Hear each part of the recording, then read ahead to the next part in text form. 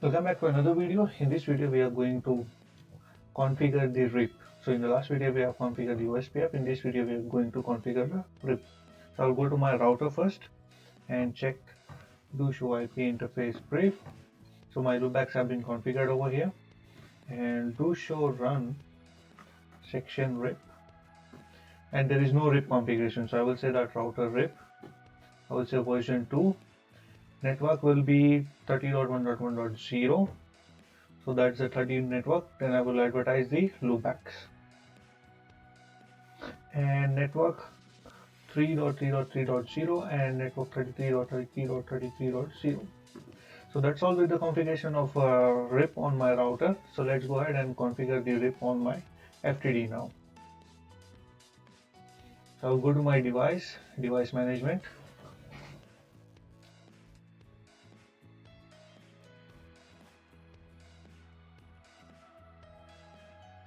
It will have only one FTD, just edit on that one and go to routing.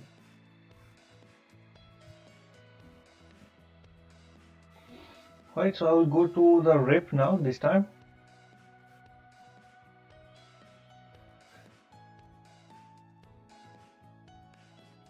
I will enable the RIP and I will say that send and receive the version 2, and I will advertise the packet network, that is DMZ network. So I've already created a network here and you can see that it's a 30.1.1.0. I will click on add. So from my FTD side, that's the only network. I do not have any loopback, so I'm just advertising the 30.1.1.0 network.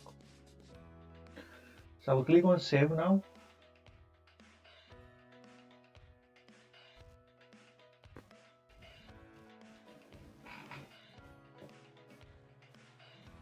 And go ahead and I will deploy it.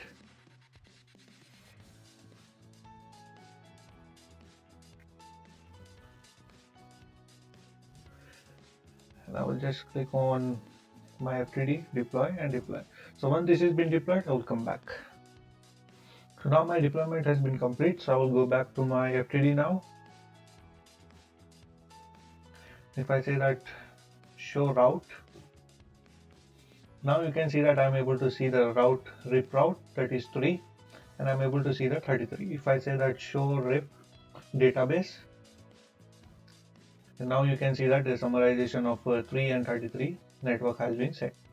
So if I ping loopback 3.3.3.3, I'm able to ping. If I ping 33.33.33.33, I'm able to ping. So we have configured successfully the RIP. So that's I hope this video was informative for you. See you in the next video.